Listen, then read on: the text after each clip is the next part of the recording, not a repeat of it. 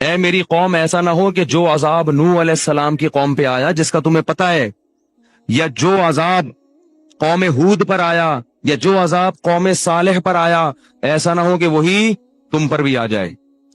اور یہ بھی کہنے لگے وما قوم لوط منکم ببعید، لوط علیہ السلام کی قوم تو بہت قریب ہے تم سے، جا کے دیکھ لو ان کے حالات، وہ تو ابھی ماضی کا قریب کا قصہ ہے۔ وَيَا قَوْمِ لَا يَجْرِمَنْ وَيَا قَوْمِ اسْتَغْفِرُوا رَبَّكُمْ ثُمَّ تُوبُوا إِلَيْهِ، اے میری قوم اعتراضات چھوڑ دو، استغفروا ربکم، رب سے توبہ استغفار کرو۔ دیکھو وہ لوگ استغفار کا مطلب سمجھتے تھے، ہم لوگ استغفار کا مطلب نہیں سمجھتے۔ جب شعیب علیہ السلام نے کہا استغفار کرو تو ایسا تو ان کے لیے تو بڑا آسان تھا، ایک تسبیح استغفار کی صبح پڑھ لیتے، ایک تسبیح شام کو پڑھ لیتے، کہتے اتنی سی بات ہے تو ہمیں تو نماز میں ویسی کوئی اعتراض نہیں، تو استغفار کی ایک تسبیح پہ کیا اعتراض ہوگا۔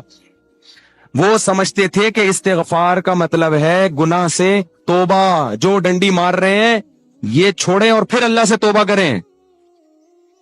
یہ والی توبہ آج کل مارکیٹ سے کیا چل رہی ہے، بہت سی چیزیں مارکیٹ میں شارٹ ہو گئی ہیں بھائی، لوگ چینی کو روتے ہیں یہ شارٹ ہو گئی وہ شارٹ ہو گئی، وہ بھائی بہت ساری چیزیں شارٹ ہوئی ہوئی ہیں۔ تو یہ والی توبہ آج کل مارکیٹ سے کیا چل رہی ہے، شارٹ چل رہی ہے۔ استغفار استغفر اللہ، ڈرامہ دیکھ کے بھی استغفار ہو رہا ہے، ہائے ہائے کیسا ہو گیا، کیسی ہیروئن ہے، توبہ توبہ، ٹھیک ہے نا کیسا ہیرو ہے، ہائے اتنا گندا گانا، توبہ توبہ استغفر اللہ۔ تو یہ استغفار چل رہا ہے آج کل۔ تو استغفار کا مطلب وہ لوگ بولو بھائی سمجھ، وہ کچھ لوگ بیٹھے ہوئے تھے نا، ایک بس میں جا رہے تھے، سب ایک بس میں جا رہے تھے، ذرا دیندار تھے وہ، تو سب نے تہیہ کیا بھائی اگر کوئی لڑکی خاتون واتون نظر آ گئے نا تو استغفار پڑھنا بھائی، ٹھیک ہے نا، کیا کرنا ہے تاکہ نظریں نیچی کر لیں، توبہ استغفار۔ تو جیسے ہی ایک نے پڑھا نا استغفار استغفر اللہ، تو سب نے کہا کہاں ہے کہاں ہے سب نے کیا کہا، وہ لاشعوری طور پر نکل گیا نا کہ چلو استغفار کریں گے لیکن ذرا دیکھ تو لیں، بولے بتایا کہاں ہے کہاں، تو وہ لاشعوری طور پر ہوتا ہے بعض دفعہ۔ تو شعیب علیہ السلام نے کیا کہا، استغفروا ربکم ثم توبوا الیہ ان ربی قریب مجیب ان ربی رحیم ودود۔ ایک جگہ فرمایا رحیم بھی ہے اور بہت محبت کرنے والا ہے، ودود محبت کی سپرلیٹو ڈگری ہے، بہت محبت کرے گا تم سے، بہت زیادہ محبت، اتنی محبت کہ اس کے لیے تم نے گناہ چھوڑ دیا بھائی، بہت محبت کرے گا۔ تو ظاہر ہے اللہ جب محبت کرتا ہے تو ہماری طرح نہیں ہے کہ بہت محبت ہے بس ہے، تو بھائی یہ پیسے دو اتنی محبت ہے تو ٹھیک ہے نا۔ آپ کو کوئی دوست پریشانی میں آئے آپ کے پاس، بہت پریشان تھا، اس کو پیسوں کی ضرورت تھی، وہ آپ اس سے کہہ رہے یار مجھے تمہیں، آپ کو پتہ نہیں تھا کہ ابھی یہ پیسے بھی مانگ لے گا مجھ سے، کہہ رہے یار مجھے تم سے بہت محبت ہے، ایکچولی میں بتا نہیں سکتا بہت محبت ہے، وہ بڑا خوش ہو گیا بھائی اب تو ٹھیک ہے بھائی، تو کہہ رہے یار مجھے نا 100 روپے کی ضرورت ہے، اب آپ کہہ رہے یار یہ کیسے موقع پہ میں نے اظہار کر دیا محبت کا، ٹھیک ہے نا۔ تو ہم لوگوں کی محبت کیسی ہوتی ہے، ایسی ہوتی، اگر ہمیں پہلے سے پتا ہوتا پیسے مانگتا ہے تو ہم کیا کہتے ہیں، یہی محبت کچھ نہیں ہوتا، مفتی صاحب نے بیان کیا تھا لویریا پر، وہ جا کے سن لینا، پھر ایسا کہیں گے ہم۔ تو اللہ جب کہہ رہا ہے نا کہ استغفار کرو گے تو میں کیا کروں گا، ودود بے پناہ محبت کروں گا، بے پناہ محبت، اس کا مطلب ہے کہ پھر اللہ نوازے گا، بہت بہت نوازے گا، رزق کی فراوانی کر دے گا، رزق کے دروازے کھول دے گا، دل میں سکون ڈال دے گا۔ اگر پریشانی بھی آئے گی تو درجات کو بلند کرنے کے لیے، جیسے یعقوب علیہ السلام پر پریشانی آئی، جیسے یوسف علیہ السلام پر پریشانی آئی تاکہ مصر کا بادشاہ بنا دوں، پھر وہ پریشان کرنے کے لیے پریشان نہیں کرے گا، وہ پریشان کرے گا خوشی دینے کے لیے۔ آپ حیران ہو کہ خوشی دینے کے لیے بھی کوئی پریشانی ہوتی ہے۔ حدیث میں آتا ہے کہ ایک بوڑھی عورت نے نبی صلی اللہ علیہ وسلم سے پوچھا کہ کیا بوڑھی عورتیں جنت میں کیا میں جنت میں جاؤں گی؟ آپ نے فرمایا نہیں۔ ارے بھائی نبی کے منہ سے ایک عورت سن لے کہ میں جنت میں نہیں جاؤں گی، اس پہ کیا گزرے گی؟ اس کا مطلب جہنم کا ٹھپا لگ گیا، اسٹیمپ لگ گئی، اتنی پریشان۔ خود سوچو کہ جن صحابہ کو جنت پر ایسا یقین تھا جیسے اپنی آنکھوں سے دیکھی، حضرت علی کی ایک روایت ہے کہ میں اگر جنت کو اور جہنم کو اپنی آنکھوں سے دیکھ لوں تو میرے ایمان میں اضافہ نہیں ہوگا۔ تو جن لوگوں کا ایمان ایسا ہو نبی پر، ایک ایک بات پر وہ نبی کے منہ سے سن لیں کہ میں جنت میں نہیں جاؤں گی، تو اس پہ قیامت نہیں آ گئی ہوگی، رونے لگی, پریشان ہو گئی. کچھ دیر میں نبی نے فرمایا کہ جاؤ گی جوان ہو کے. اس کنڈیشن میں اب یہاں ایک نقطہ اٹھایا ہے کہ بھئی ایسا مذاق کرنا جس سے تکلیف ہو. کسی مسلمان کو تکلیف دینا تو جائز نہیں ہے, تو نبی کیسے تکلیف دے سکتے ہیں؟ اتنی تکلیف میں ڈال دیا بیچاری کو. تو اس کا جواب یہی ہے کہ بعض دفعہ تکلیف کسی بہت بڑی خوشی کا پیش خیمہ ہوتی ہے. نہیں آئی بات؟ اگر پہلے تکلیف میں نہ ڈالا جاتا تو بعد میں جو اس کو راحت ہوئی ہے نا, وہ راحت نہ ہوتی, وہ خوشی نہ ہوتی. اس خوشی تک پہنچانے کے لیے پہلے تھوڑا سا تنگ کرنا ضروری ہے, ورنہ وہ خوشی نہ ہوتی. تو اللہ بھی اگر اپنے نیک بندوں کو پریشان کرتے ہیں تو وہ پریشانی کسی بہت بڑی کامیابی کا پیش خیمہ ہوتی ہے, پیش خیمہ ہوتی. پھر اس میں تسلیاں بھی ملتی رہتی ہیں ان کو. تتنزل علیہم الملائکہ اللہ تخافوا ولا تحزنوا, فرشتے ان کے دلوں پہ نازل ہو کے خوشخبریاں دیتے ہیں کہ غم نہ کرو, خوف نہ کرو, بس یہ پریشانیاں دور ہونے والی ہیں, جنت کی نعمتیں ہیں. بعض دفعہ تو دنیا میں بھی بہت بڑی کامیابی مل جاتی ہے. تو اب وہ اچھا یہ بات مسئلہ ذہن میں رکھو کہ اللہ ودود ہے, محبت کرتا ہے اپنے بندوں سے بے پناہ, رحیم ہے, غفور ہے. یہ بہت بڑی غلط فہمی ہے کہ گناہگاروں کے لیے بھی ہے. نا نا نا نا نا, گناہگاروں کے لیے نہیں ہے. جو گناہ سے توبہ کرنے والے ہوں ان کے لیے. ہمارے ہاں بعض خطیب اللہ کی رحمت کو ایسے بیان کرتے ہیں کہ گناہگار سمجھتا ہے کہ اللہ مجھ سے بھی بہت زیادہ محبت کرتے ہیں, حالانکہ وہ کبیرہ علانیہ گناہوں کا مجموعہ ہوتا ہے. وہ آدمی گناہوں سے اللہ کبھی بھی محبت نہیں کرتے, تو گناہگار سے کیسے محبت کریں گے؟ جو گناہ سے بچنے کی کوشش میں لگ جائے, بے شک نہ چھوٹے ہوں لیکن بچنا چاہتا ہے, اس سے بھی اللہ محبت کرتے ہیں. علماء لکھتے ہیں گناہ نہ بھی چھوٹے ہوں لیکن چھوڑنا چاہ رہا ہے, لائن پہ آنا چاہ رہا ہے, تو اللہ اس سے بھی محبت کرتے ہیں. اس کے لیے وسائل پیدا کرتے ہیں, اسباب کیا آ جائے. جو نہیں چاہتا اس سے اللہ محبت نہیں کرتے.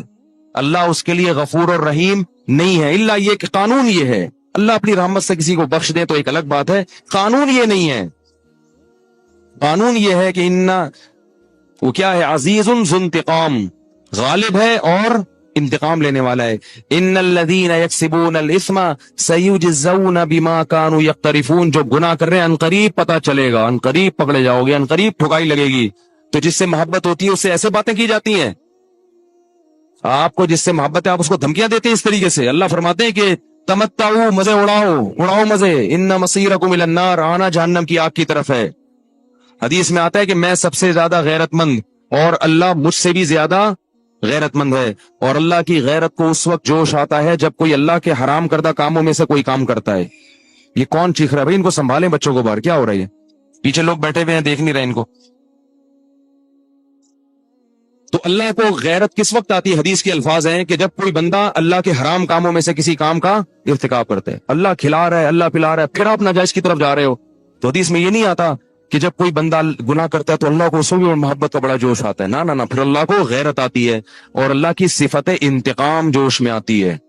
اس لیے بھائی گناہ کرتے ہوئے اللہ سے ڈرا کرو, اللہ کی رحمت کی امیدیں گناہ کرتے ہوئے نہ لگایا کرو. ایسا نہ ہو کرنے کے دوران کوئی چھت گر جائے, زمین پھٹ جائے. بنی اسرائیل نے گناہ کیا تھا نا, ہفتے کے دن اللہ نے منع کیا شکار مت کرو, انہوں نے کر لیا, تو کیا اللہ بڑا غفور رحیم, اللہ نے معاف کر دیا فوراً. رات کو سوئے ہیں تو صبح کیا ہوا ہے, بندر اور سور جیسی شکلیں بنی ہوئی تھی. اللہ ہم سب کو محفوظ رکھے. تو گناہ سے بچنا چاہو گے تو اللہ کی رحمتیں ہیں, اللہ کی محبتیں ہیں. گناہ سے بچنے کا ارادہ نہیں کرتے تو پھر جہنم ہے, پھر جنت نہیں ہے. سمجھ رہے ہو کہ نہیں سمجھ رہے بھائی؟ یہ باتیں کہتے ہیں مجھے بھی ڈر لگتا ہے, مجھے بھی ڈر لگتا ہے. اگر شوہر نے کہا تم آزاد ہو تو کیا طلاق واقع ہوگی؟ دیکھیں, آزاد کا لفظ ہمارے عرف میں مختلف طریقوں سے استعمال ہوتا ہے. ایک تو یہ کہ میری طرف سے تم آزاد ہو, میرے نکاح سے تم آزاد ہو. اگر یوں کہہ دیا میرے نکاح سے تم آزاد ہو پھر تو صریح طلاق ہے. یہ مجھ سے تم آزاد ہو, تو یہ وہ الفاظ ہیں جن میں جو ہے نا اپنے آپ سے آزاد کیا جا رہا ہے, تو یہ صریح طلاق کے حکم میں ہوں گے.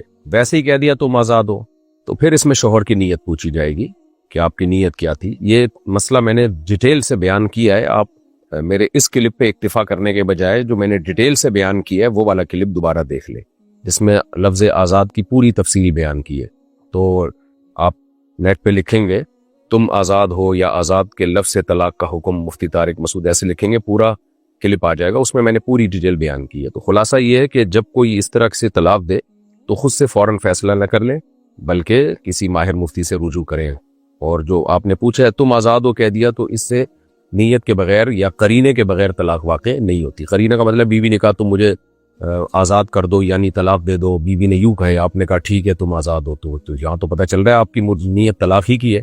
لیکن اگر ایسا واضح قرینہ نہ ہو تو پھر طلاق واقع نہیں ہوگی۔ شوہر سے پوچھا جائے گا تمہاری نیت کیا تھی، کیا چاہتے تھے تو کیا کسی فقہی مسئلے پر اجماع کے بعد اختلاف ممکن ہے؟ نہیں۔ جب بھی کسی مسئلے پر امت کے علماء فقہا کا اتفاق ہو جائے تو وہ اب دلیل قطعی بن جاتا ہے، اس کے بعد کسی کے لیے اس سے اختلاف کی قطعی اجازت نہیں ہوتی۔ وجہ اس کی یہ ہے کہ اللہ تعالیٰ نے اجماع کی حجیت بیان کرتے ہوئے فرمایا وَمَن يَتَّبِعْ غَيْرَ سَبِيلِ الْمُؤْمِنِينَ، جو بھی مومنین کے راستے کے علاوہ کسی راستے کو فالو کرے گا تو ہم اسے گمراہ کر دیں گے اور جہنم میں ڈال دیں گے۔ نُوَلِّهِ مَا تَوَلَّى، ہم اس کو جہاں جا رہا ہے جانے دیں گے، یعنی یہ گمراہی کے معنی میں ہے۔ وَنُصْلِهِ جہنم، اور جہنم میں ڈال دیں گے بالآخر۔ تو اللہ نے اہل ایمان کے راستے کو بتایا، یعنی ظاہر اہل ایمان سے مراد تمام اہل ایمان، تو جو بھی تمام اہل ایمان میں جو اہل حق ہیں یعنی اہل سنت والجماعت ہیں ان کی بات ہو رہی ہے، جو قرآن و سنت کو حجت مانتے ہیں ان کی بات ہو رہی ہے، جو گمراہ فرقے ہیں ان کی بات نہیں ہو رہی ہے۔ ان مومنین سے کامل مومن مراد ہے۔ تو جب بھی یہ لوگ کسی بات پہ جمع ہو جائیں گے، ظاہر ہے ان کے علماء صلحاء کا اجماع مراد ہے، عوام کا اجماع مراد نہیں ہوتا۔ تو اللہ کہتے ہیں اب اس سے انحراف کی کسی کو اجازت نہیں ہے۔ دوسری بات حدیث میں آتا ہے لا تجتمع امتی علی ضلالہ، میری امت گمراہی پہ جمع نہیں ہوگی۔ کیا مطلب؟ کسی بھی زمانے میں جمع نہیں ہو سکتی امت گمراہی پہ۔ تو کوئی بھی ایسا زمانہ آ گیا جس میں اختلافی مسئلہ تھا لیکن سب کا اتفاق ہو گیا اس پہ، تو اب وہ چینجیبل نہیں ہے، اب اس میں اختلاف کی اجازت نہیں ہے، چاہے ماضی میں اختلاف رہا ہو۔ جب کسی بھی زمانے میں، کیونکہ اگر ہم مان لیں گے نا یہ اتفاق ہوا ہے اور یہ مسئلہ شریعت کے خلاف ہے تو اس کا مطلب امت گمراہی پہ جمع ہو گئی۔ تو اس لیے جب بھی کسی مسئلے پر ایک دفعہ اتفاق ہو جائے تو اب اس سے اختلاف کی قطعاً کسی کو اجازت نہیں ہے، وہ قطعیت کے حکم میں آ گیا ہے۔ کیا حالت حیض میں عورت کا درود شریف پڑھنا جائز ہے؟ جی پڑھ سکتی ہے، صرف اور صرف قرآن کی تلاوت کی اجازت نہیں ہے۔ اگر کسی نے اپنی زندگی میں ساری جائیداد وقف کر دی ہو تو ورثہ کا حق ختم ہو جائے گا؟ جی ورثہ کا حق ختم ہو جائے گا، لیکن ایسا کرنا اچھا کام نہیں ہے۔ وارثوں کو محروم رکھنا، خاص طور پہ اگر وہ غریب مسکین ہے، تو وقف کر دی تو وقف میں اس کی ملکیت سے بھی چیز نکل جاتی ہے اور وہ اللہ کی ملکیت میں چلی جاتی ہے، اب وہ کسی کی ملکیت میں نہیں ہے، اللہ اس کا مالک ہے۔ ویسے تو اللہ ہر چیز کا مالک ہے لیکن ظاہری اعتبار سے بھی اب وہ اللہ کی ملکیت میں ہے، اب جس مد میں وقف کیا وہ اسی میں استعمال ہوگی۔ کیا جنازے کی نماز کے بعد میت کے لیے اجتماعی دعا بدعت ہے؟ جی ہاں، یہ ثابت نہیں ہے۔ عبادات توقیفی ہوتی ہیں، جس طرح سے اللہ کے نبی صلی اللہ علیہ وسلم نے جو عبادت کی ہمیں اس میں اپنی طرف سے کمی بیشی کی اجازت نہیں ہے۔ تو جنازہ بذات خود ایک دعا ہی ہے، تو اس لیے نبی صلی اللہ علیہ وسلم جنازے کی دعا پڑھتے تھے نماز کے اندر، بس اس کے بعد آپ صلی اللہ علیہ وسلم جنازہ اٹھواتے تھے اور دفن کرتے تھے۔ ہاں، دفن کرنے کے بعد پھر قبر پہ دعا مانگنے کی ترغیب ہے، تو جہاں ہے وہاں مانگنی چاہیے، جہاں نہیں ہے تو وہاں شریعت نے بتا دی ہے کہ یہ ہے دعا کا موقع، تو آپ نے اس موقع پہ مانگ لی، بس کافی ہے۔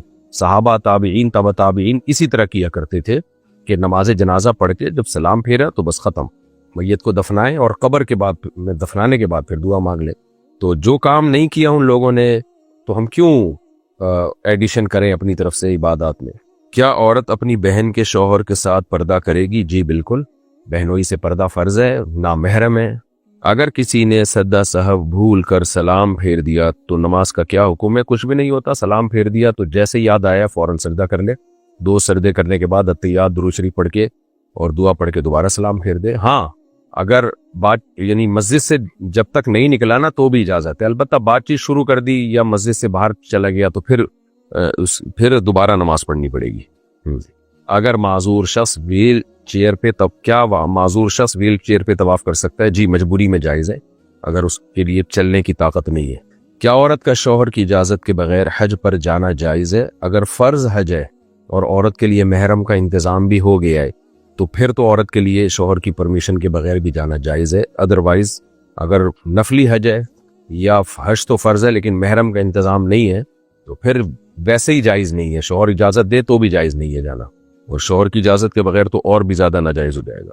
क्या शौहर अपनी बीवी को ज़बरदस्ती खुला पर मजबूर कर सकता है? नहीं, खुला एग्रीमेंट है मियाँ बीवी के दरमियान, कि बीवी कहती है कि आप मुझे छोड़ दें और मेरा महर वापस ले लें, तो एग्रीमेंट के लिए ज़रूरी है दोनों राज़ी हों, और एग्रीमेंट पे किसी को ज़बरदस्ती मजबूर नहीं किया जा सकता।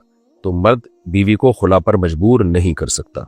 और ये 2 नंबरी भी है कि आप छोड़ना चाहते हो तो आप छोड़ दो और उसका महर दे दो, लेकिन उसको खुला पे मजबूर इसलिए कर रहे होते हैं ताकि महर ना देना पड़े, तो ये तो जुल्म है। कुरान ने साफ तौर पे मना किया है कि जब तुम औरत को छोड़ो तो उसका हक खाने की तुम्हें इजाजत नहीं है। और आते ही तुम इहदाहुन्ना किंतारन, सोने के पहाड़ भी दियो तो भी कुछ भी नहीं रख सकते, वो सब उसी का हो गया। अलबत्ता खुला में चूंकि तलाक का मुतालबा औरत की तरफ से होता है, तो शौहर तो नहीं छोड़ना चाहता, औरत कहती मुझे छोड़ो, तो फिर मर्द ये ऑफर कर सकता है ठीक है मैं इस शर्त पे तुम्हें छोड़ूंगा कि तुम मेरा महर वापस करो। तो यहाँ मुतालबा औरत की तरफ से होता है, तो फिर कुरान ने इजाजत दी है कि महर वापस ले सकते हो, तो इसलिए इस पे मजबूर औरत को नहीं किया जा सकता। अगर किसी शख्स ने कुरान की आयत को कारोबार की तशहीर में इस्तेमाल किया हो तो क्या ये गुनाह है? देखें, कुरान की आयत को तशहीर में कैसे इस्तेमाल किया जब तक वो मुझे बताएंगे नहीं। मिसाल के तौर पर कोई शहद जो है बेचना चाहता है और उस पर कुरान की आयत उसने बयान कर दी कि अल्लाह ने शहद में शिफा रखी है, तो इसमें कोई हरज नहीं है। बाकी किस तरह से इस्तेमाल कर रहा है, जब तक मेरे सामने वो इस्तेमाल की हुई सूरत सामने नहीं आएगी तो मैं उसके बारे में फतवा नहीं दे सकता। क्या बच्चों को दूध पिलाने वाली औरत रोजा छोड़ सकती है? नहीं, रोजा छोड़ने का ताल्लुक इससे नहीं है कि दूध पिला रही है या प्रेग्नेंट है। रोजा छोड़ने का ताल्लुक इससे है कि रोजा रखने की सूरत में बीमार होने का अगर खतरा है, गालिब गुमान है, सिर्फ वसवसा ना हो, गालिब गुमान हो, तो फिर रोजा छोड़ा जा सकता है, चाहे प्रेग्नेंट हो या नहीं हो, दूध पिला रही हो या नहीं पिला रही हो। तो अब अगर कोई औरत दूध पिलाती है बच्चे को और इतनी कमजोरी हो जाती है कि चक्कर आने लगते हैं, तो ये चक्कर आना, ये इतनी ज्यादा वीकनेस हो जाना कि बेहोशी का खतरा हो जाए या चक्कर आने लगे, तो ये बीमारी है। तो ऐसी कंडीशन में उसके लिए रोजा छोड़ना जायज है। लेकिन सब औरतों के साथ ऐसा नहीं होता। बहुत सी खवातीन जब इफ्तारी का टाइम होता है उससे लेके सहरी तक खूब खा लेती हैं वो, और फिर सारा दिन बच्चे को दूध पिलाती हैं। तो थोड़ी बहुत कमजोरी तो जाहिर है, वो तो रोजे का हिस्सा है, और फीड कराने वाली खवातीन को थोड़ी और ज्यादा होती है। लेकिन बहुत सी खवातीन हैं वो फीड भी कराती हैं, रोजे भी रखती हैं, पूरे पूरे रोजे, गर्मियों के रोजे मुकम्मल कर लेती हैं वो। बहरहाल ये हर शख्स की सेहत पर है, हर औरत की सेहत पर है। अगर किसी औरत को दूध पिलाने से चक्कर आ रहे हैं, या बाज दफा ये रोजा रखने से दूध पिलाएगी, अगर वो रोजा रखने के बाद दूध पिलाएगी तो चक्कर आना शुरू हो जाते हैं, तो रोजा छोड़ सकती है। या दूध ही नहीं आता, बास खवातीन के रोजा रखती हैं तो दूध ही नहीं आ रहा होता, उनकी सेहत कमजोर होती है, तो फिर बच्चे का नुकसान होता है, बच्चा बीमार होने का खतरा होता है, वो भूख से चीखता रहता है, फिर ऐसी कंडीशन में भी उनके लिए रोजा छोड़ना जायज है। नॉर्मली प्रेगनेंसी में भी रोजा नहीं छोड़ सकती और फीड कराने वाली औरत भी रोजा नहीं छोड़ सकती। असल मसला यही है, इस कंडीशन में छोड़ सकती है जो मैंने बयान किया।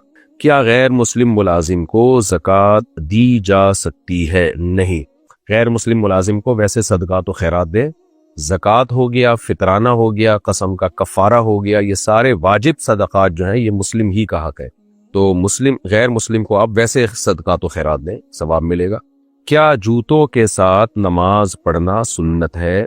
देखिए, नबी सल्लल्लाहु अलैहि वसल्लम की एक हदीस है जिसमें बताया गया है कि यहूद व नसारा बगैर जूतों के नमाज पढ़ते हैं, तो हम जूतों के साथ नमाज पढ़ें।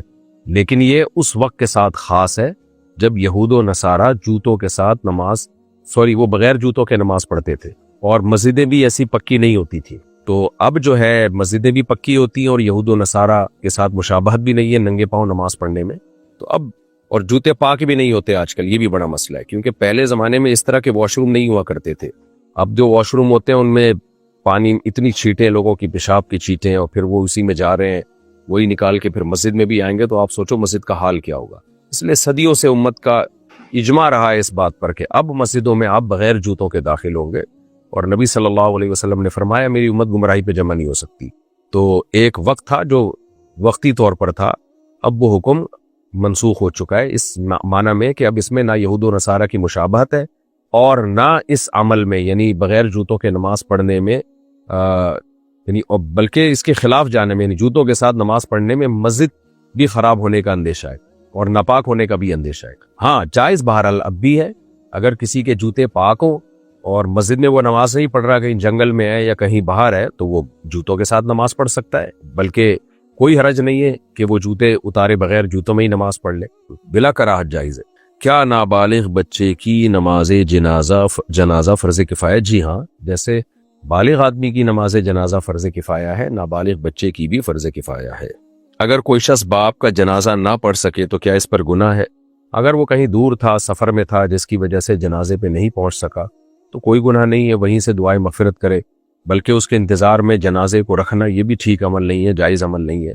ہاں، اگر وہاں موجود ہے اور پھر باپ کے جنازے میں شریک نہیں ہو رہا تو کیوں نہیں گناہ گار ہوگا؟ بھائی تیرا باپ مر گیا اور تو بیٹھا ہوا ہے، جو ہے وہ تو باپ کے حقوق میں یہ بات داخل ہے کہ اس کا جنازہ پڑھا جائے، بلکہ پڑھایا جائے۔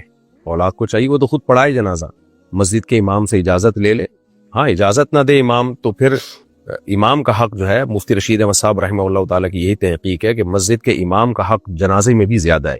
اس میں یہ جو ہے نا ولی کی اجازت کے بغیر امام نہیں پڑھا سکتا، اس میں کچھ تفصیل ہے، اصل فتاوی میں اس کی ڈیٹیل آپ کو مل جائے گی، لیکن وہاں موجود ہوتے ہوئے باپ کا جنازہ نہ پڑھنا یہ قطع رحمی میں آئے گا۔ اگر کوئی امام تکبیر بھول جائے تو مقتدی کیا کرے؟ مقتدی کہہ لے تکبیر۔ ایک تو ہے نا تکبیر تحریمہ، یہ تو رکن ہے نماز کا، نماز میں داخل ہونے کی شرط ہے نماز کے لیے، باقی تکبیرات سنت ہے۔ اگر امام بھول جائے تو کچھ نہیں ہوتا، مقتدی کہہ دے تاکہ پیچھے مقتدیوں کو پتہ چل جائے کہ امام رکوع میں یا سجدے میں۔ کیا جدید ڈیجیٹل کرنسی پر زکوٰۃ لازم ہے؟ جی ہاں، جو چیز بھی عرف میں مال بن چکی ہے اور اس کی حکم کرنسی کا ہے تو اس پر زکوٰۃ لازم ہے۔ کیا والدین اپنی مرضی سے کسی بیٹے کو زیادہ حصہ دے سکتے ہیں؟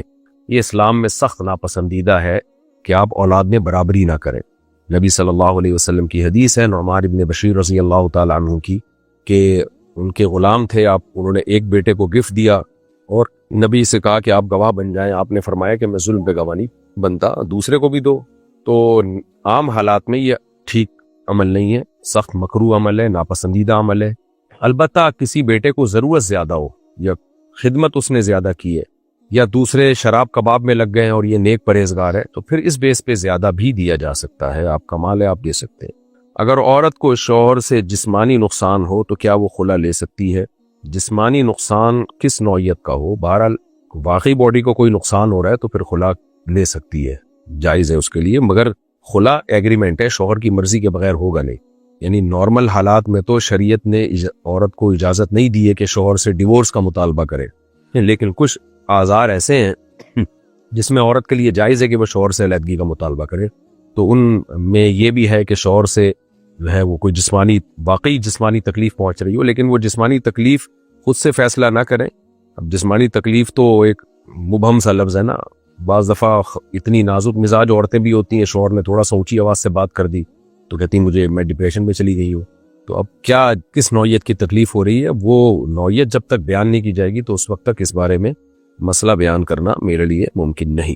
کیا غیر مسلم ملک میں سودی اکاؤنٹ رکھنا جائز ہے؟ نہیں جناب، سود حرام ہے، چاہے مسلم ملک ہو غیر مسلم ملک ہو، فتویٰ اسی قول پر ہے۔ اگر کسی نے کہا میری بیوی مجھ پر حرام ہے تو کیا طلاق واقع ہوگی؟ جی ہاں، ایک طلاق بائن واقع ہو جائے گی، طلاق بھی ہوگی اور نکاح بھی ختم ہو جائے گا، تو رجوع کا حق نہیں ہوگا مرد کے پاس۔ اب اگر وہ اسی بیوی کو رکھنا چاہتا ہے تو دوبارہ سے نکاح کرے اور آئندہ زندگی بھر 2 طلاقوں کا اختیار ہوگا اگر اس سے پہلے کبھی طلاق نہ دی ہو۔ کیا والدین کی اجازت کے بغیر نکاح کرنا جائز ہے؟ والدین کا بہت بڑا حق ہے، ان کو ناراض کرنا شریعت میں بہت برا کام ہے، تو حتی الامکان اس کا اہتمام کرنا چاہیے کہ آپ یہ کام ماں باپ کی مرضی کے بغیر نہ کریں، اور اس لیے بھی کہ آپ کی بیوی صرف آپ کی بیوی نہیں ہوگی بلکہ آپ کے والدین کی بہو بھی ہوگی، تو خاندان کا حصہ بھی ہوگی۔ تو لیکن اگر والدین بغیر کسی معقول وجہ کے خامخواہ میں رکاوٹ ڈال رہے ہوں اور کوئی معقول ریزن نہ ہو، ویسے ہی بس کہہ رہے نہیں کرنی، یا زبردستی کوئی پہنا رہے ہوں آپ کو جو آپ کو بالکل آپ کا طبیعت ہی نہ ہو اس کی طرف آپ کی، تو پھر شریعت نے اجازت دی ہے کہ آپ کا بنیادی حق نکاح آپ کر سکتے ہیں۔ خلاصہ یہ نکلا کہ حتی الامکان ماں باپ کو راضی رکھنا چاہیے، جہاں شدید مجبوری ہو اور ماں باپ بہت زیادتی کر رہے ہوں، آپ کی زندگی خراب ہونے کا خطرہ ہو، وہاں ایک الگ مسئلہ ہے، پھر آپ کا بنیادی رائٹ ہے یہ نکاح کرنا۔ کیا عورت کو شوہر کے ترکہ میں جائیداد ملے گی؟ جی بالکل ملے گی۔ عورت کا اگر شوہر کی اولاد ہے تو عورت کا 8واں حصہ ہے 12.5%، اور اگر شوہر کے اولاد نہیں ہے تو پھر عورت کا 1/4 حصہ یعنی 25% بیوی کو ملے گا شوہر کی جائیداد میں سے۔ کیا امام کے بغیر نماز جمعہ ادا ہو سکتی ہے؟ بھائی نماز کوئی بھی جماعت والی امام کے بغیر نہیں ادا ہو سکتی، جمعہ کیسے ادا ہوگا؟ سوال میں سمجھا نہیں آپ کا۔ اگر باپ بے روزگار ہو تو کیا اس پر بچوں کا نفقہ دینا لازم ہے یا بیٹوں کو والد کا خرچہ برداشت کرنا ہوگا؟ نابالغ بیٹے اور بیٹیاں چاہے بالغ ہو یا نہ ہو، یعنی غیر شادی شدہ، تو ان سب کا خرچہ باپ پہ لازم ہے، چاہے باپ برسر روزگار ہو یا نہ ہو۔ یعنی چند خرچے اللہ نے مرد کے کندھوں پہ ایسے ڈالے ہیں کہ وہ مرد نے بہرحال ادا کرنے ہی ہے، ایک بیوی کا خرچہ اور نابالغ لڑکوں کا خرچہ اور ان میرڈ بیٹیوں کا خرچہ۔ ہاں اگر بالغ بیٹی جاب کر رہی ہے تو پھر اس کا خرچہ باپ پہ لازم نہیں ہے۔ آج کل تو یہ بھی ایک مصیبت چل پڑی ہے، سب بھی لڑکیاں جاب کرنے لگی، پورا خاندانی نظام ہی تباہ و برباد ہونے جا رہا ہے۔ مرد اپاہج ہو جائیں گے تھوڑے دنوں میں، جب ان پہ ذمہ داریاں نہیں آئیں گی، بولیں گے جاؤ کماؤ کھاؤ۔ تو ویسے شریعت میں جو ہے باپ پر سارا خرچہ ہے۔ اب سوال پیدا ہوتا ہے جب کما نہیں رہا تو بچوں کا نان نفقہ دے گا کیسے؟ بس محنت کرے گا، کوشش کرے گا، دعائیں مانگے گا، جیسے بھی کرے گا وہ کرنا پڑے گا بہرحال اس کو۔ البتہ بیٹے جب بالغ ہو جائیں نا تو پھر ان کا نان نفقہ باپ پہ لازم نہیں ہے، پھر ان کا نان نفقہ خود اپنے اوپر ہی لازم ہے۔ بلکہ باپ اگر محتاج ہو جائے، بے روزگار ہو جائے، تو بالغ بیٹوں پر باپ کا نان نفقہ بھی لازم ہو جاتا ہے الٹا۔ مگر اباؤں کو چاہیے ایسا کرے نہیں، بیٹا اگر بالغ ہو گیا ہے اور روزگار نہیں ہے تو جب اب تک کھلا رہے تھے تو کھلاتے رہو اس کو۔ دیکھیں قوانین شریعت کی الگ چیز ہیں، لیکن جو رہن سہن میں شریعت نے اخلاقیات سکھائے ہیں وہ ایک الگ ہے۔ اب پتہ چلا بیٹا بالغ ہوا، اب فوراً کہاں جاب ملتی ہے، آپ نے گھر سے نکال دیا، خود کما خود کھا، تو یہ تھوڑا سا غیر اخلاقی حرکت ہوگی۔ باپ کے جو ایک اللہ نے رشتہ بنایا اولاد کے لیے، اس رشتے کے تقاضوں کے بارے خلاف ہوگا یہ تو جب یہ مسائل جب بتائے جاتے ہیں جب جھگڑا ہو جائے، باپ بیٹے میں جھگڑا ہو جائے، تو پھر شریعت لا بتایا جائے گا کہ بھئی تم پر باپ کا خرچہ باپ پر تمہارا خرچہ لازم نہیں ہے۔ گھاس کٹوانے کے عوض کٹی ہوئی گھاس بطور اجرت دینا شرعاً درست ہے یا نہیں؟ دیکھیں آگ، پانی اور گھاس، یہ تین چیزیں ایسی ہیں کہ حدیث میں آتا ہے کہ یہ سب اس میں برابر کے شریک ہیں۔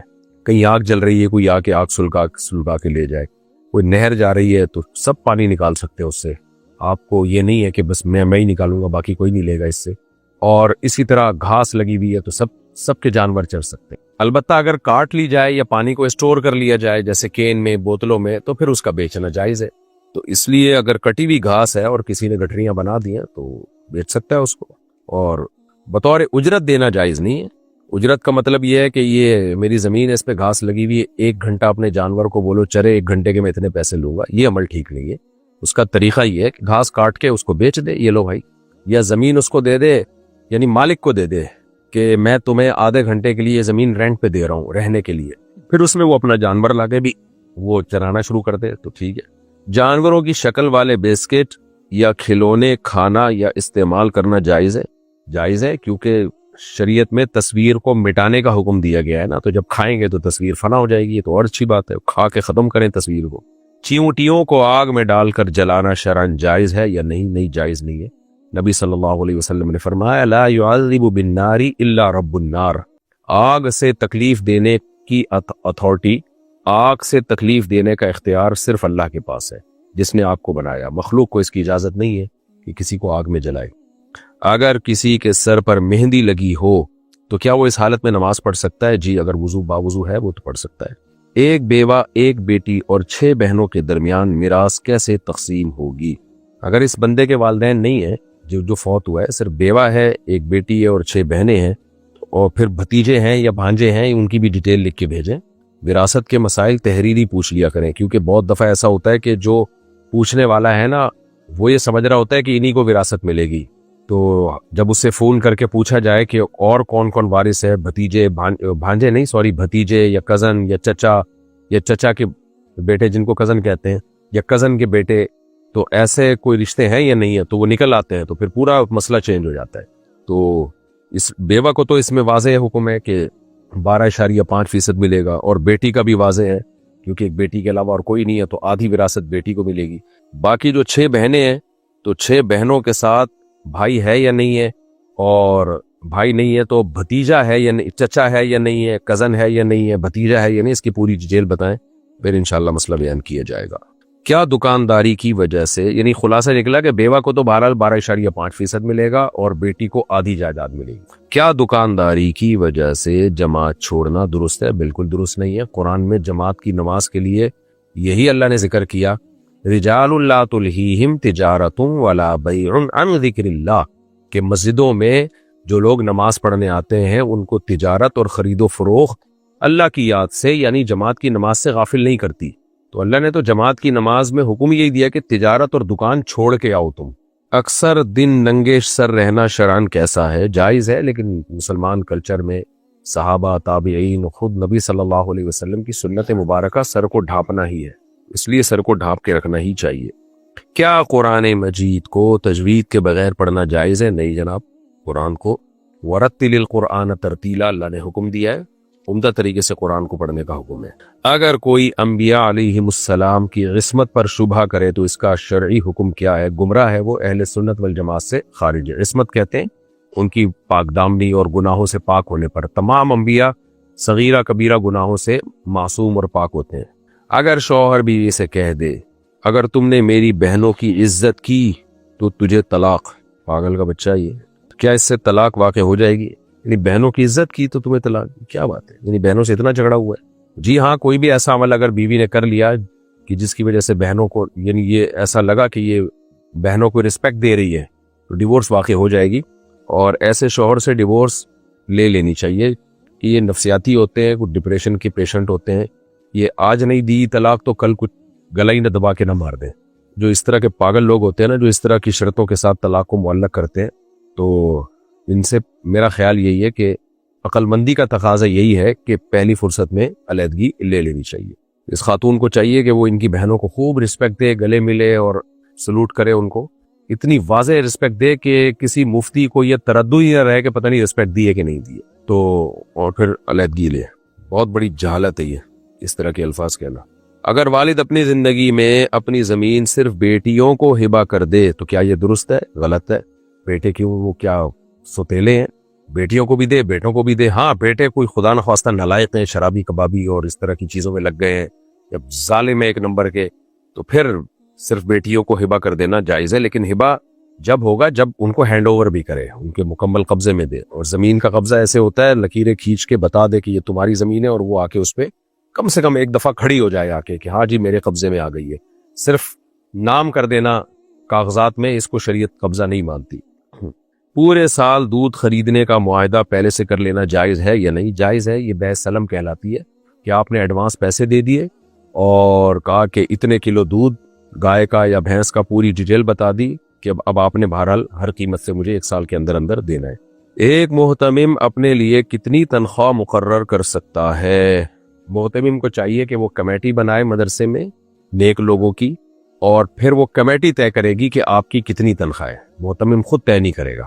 جیسے یعنی جو بھی اس طرح کے معاملات ہوتے تاکہ اس پہ انگلی نہ اٹھائے، ورنہ تو کچھ بھی رکھ لے، 1 کروڑ رکھ لے، 2 کروڑ رکھ لے، 10 لاکھ رکھ لے، کوئی انتہائی نہیں ہے.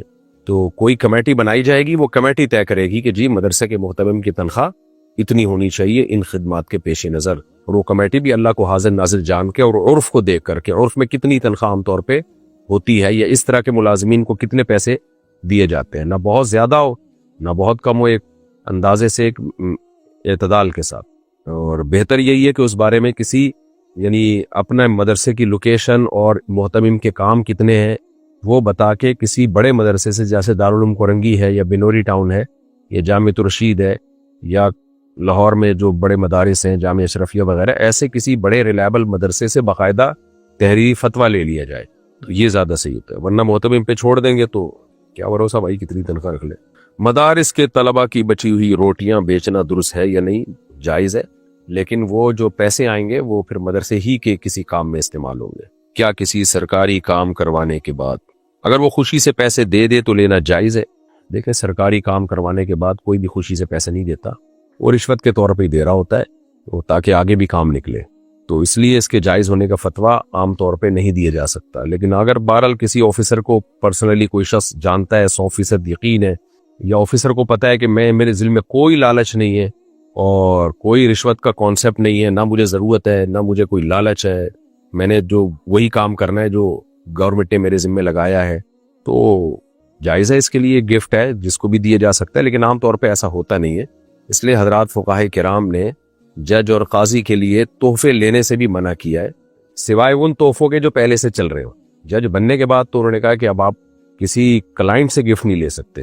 اس کی وجہ یہی ہے کہ اس میں اس بات کا بہت زیادہ امکان ہے کہ آپ کو رشوت دی جا رہی ہے اپنے حق میں فیصلہ کرانے کے لیے. اگر شوہر بیوی سے کہے آزاد ہو، کہیں جانے کے لیے مجھ سے اجازت دینے کی ضرورت نہیں، تو کیسے طلاق واقع ہو جاتی ہے؟ نہیں جی، اس سے نہیں ہوتی طلاق. مرض موت میں ورثہ کو کچھ جائیداد ہبہ کر دینا شرعاً جائز ہے یا نہیں؟ نہیں. جس مرض میں جس بیماری میں انسان کی موت واقع ہوتی ہے، اس بیماری میں وارثوں کو کچھ بھی دیا ہو وہ کالعدم ہے، وہ ریورس ہو جائے گا. 2 طلاقوں کے بعد اگر شوہر رجوع نہ کرے تو کیا حکم ہے؟ 2 طلاقوں کے بعد شوہر نے رجوع نہیں کیا تو عدت یعنی 3 حیض گزرنے کے بعد نکاح ختم ہو جائے گا، عورت آزاد ہو جائے گی، اور جب چاہے عورت اسی مرد سے بھی نکاح کر سکتی ہے، یعنی اسی سے نکاح کرنا چاہے تو عدت کے اندر بھی کر سکتی ہے، اور اس کے علاوہ کہیں کرنا چاہے تو عدت کے بعد جہاں چاہے نکاح کر لے. ایک بیٹا اور ایک بیٹی کے درمیان ترکہ کس طرح تقسیم ہوگا؟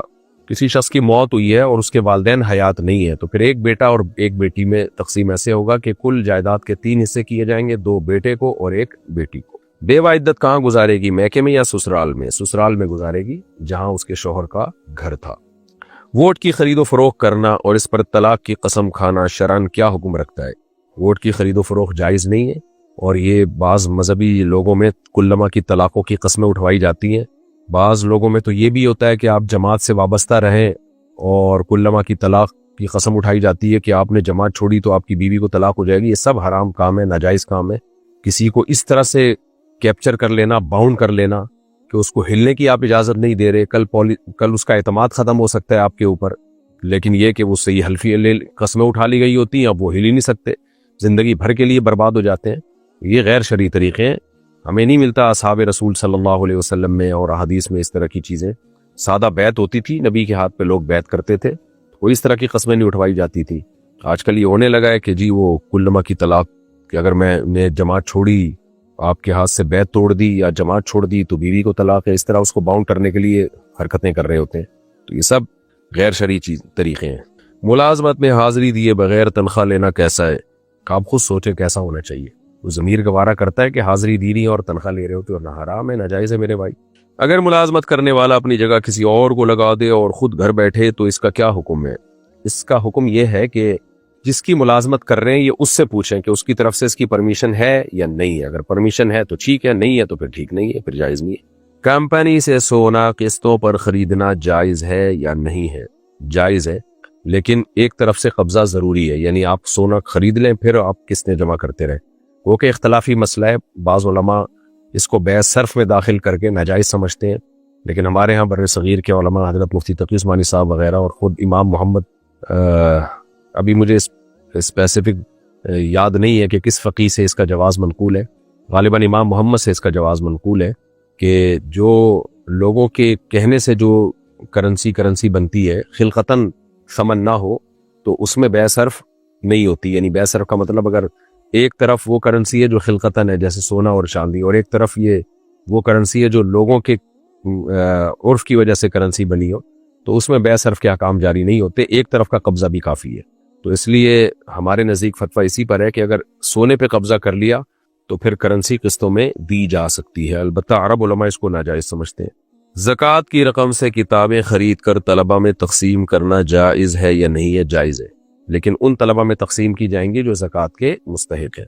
اگر گاؤں میں پہلے سے پرانی مسجد موجود ہو تو کیا وہاں نئی مسجد میں جمعہ قائم کرنا درست ہے؟ گاؤں میں جمعہ نہیں ہوتا، چاہے پرانی مسجد ہو چاہے نئی مسجد ہو.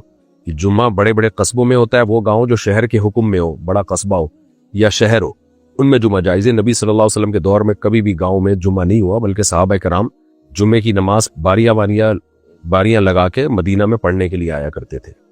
کیا مرحوم بھائی کی بیوہ اپنے دیوروں کے ساتھ ایک گھر میں رہ سکتی ہے؟ اگر جوان بیوہ ہے اور اس کو خطرہ ہے اپنی عزت کا، دیور نامحرم ہوتے ہیں اور جو ہے وہ پھر شوہر بھی نہیں ہے تو اور زیادہ خطرہ ہے. پھر دیور سے تو شریعت میں احتیاط کا حکم عام لوگوں سے زیادہ ہے. تو زنا کا ذرا سا بھی، باریک سا بھی، ہلکا سا بھی اندیشہ ہو تو حرام ہے بالکل رہنا. لیکن اگر عورت بیوہ ہو کے یعنی بوڑھی ہو چکی ہے، اس میں اٹریکشن ختم ہو چکی ہے اور فتنے کا کوئی اندیشہ نہیں ہے تو پھر گنجائش ہے رہنے کی. اگر شفعہ لینے والا فوراً طلب نہ کرے تو کیا اس کا حق باطل ہو جائے گا؟ جی ہاں، شفعہ کہتے ہیں کہ آپ نے کوئی مکان بیچا تو شریعت نے پڑوسی کو یہ حق دیا ہے کہ جیسے ہی اس کو اطلاع ملی کہ آپ نے مکان بیچا ہے وہ فوراً اسی وقت کہہ دے کہ میں یہ مکان لوں گا، تو پھر جس نے مکان بیچا ہے وہ شرعاً پابند ہوگا کہ پڑوسی کو بیچے اس قیمت پہ جس قیمت پہ اس نے کسی اور کو بیچا ہے، وہ پڑوسی کا حق متعین ہو جاتا ہے۔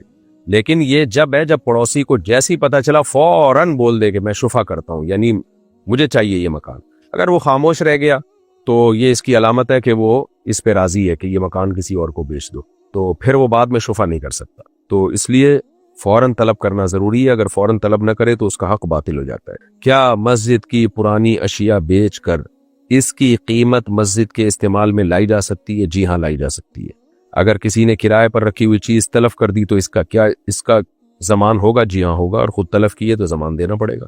اگر مبی بائے کے قبضے میں ضائع ہو جائے تو اس کا ضامن کون ہوگا؟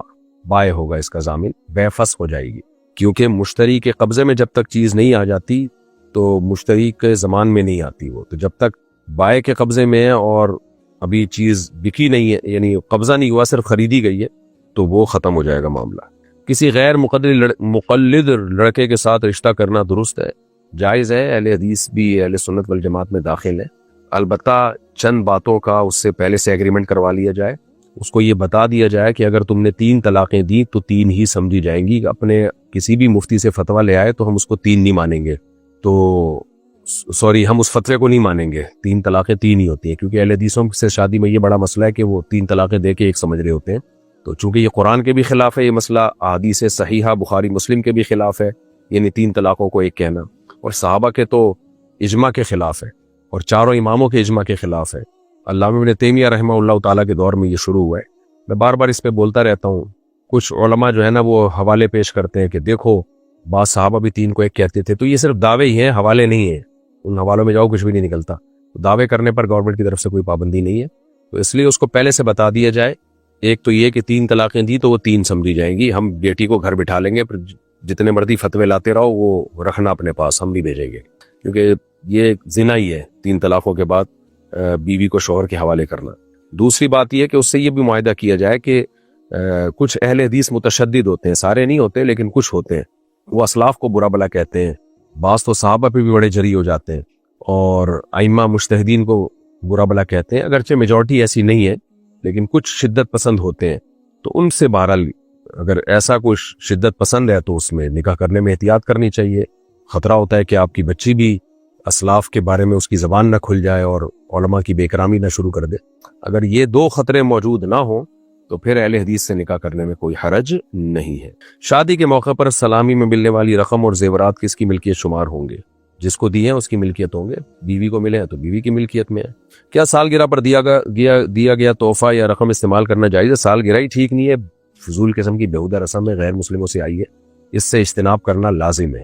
باقی کسی نے سالگرہ منا کر حماقت کا ثبوت دے بھی دیا، غیر مسلموں والے طریقوں پر اس کو خوشی محسوس ہو رہی ہے، تو اس حماقت پہ اگر اس کو گفٹ مل گئے ہیں تو گفٹ تو بہرحال ایک جائز چیز ہے، وہ استعمال کر سکتا ہے، لیکن یہ اصل پوچھنے کی چیز یہ نہیں ہے کہ گفٹ لینا، اصل پوچھنے کی چیز یہ کہ سالگرہ منانا ٹھیک ہے یا نہیں ہے۔ شادی کے بعد باپ کی جگہ شوہر کا نام لگانا جائز ہے لیکن نہ لگایا جائے، باپ ہی کا نام چلایا جائے، یہ چیز اسلامی مزاج کے زیادہ قریب ہے، اور ویسے بھی شوہر کے ساتھ ہی اب اس نے رہنا ہے تو باپ کا نام تو لگا رہنے دو نا، پتہ چلے کہ یار کوئی رشتہ تھا ابا سے بھی، تو بالکل ہی باپ کا نام بھی ختم ہو گیا، اب شوہر کے پاس تو ویسے ہی جانا ہے، اطاعت بھی شوہر کی کرے گی وہ، تو اس لیے باپ کا نام نسب تو باپ سے ہی چلتا ہے، اس لیے افضل اور بہتر یہی ہے اور شریعت کے مزاج کے قریب تر یہی ہے کہ باپ ہی کا نام شادی کے بعد لگایا جائے۔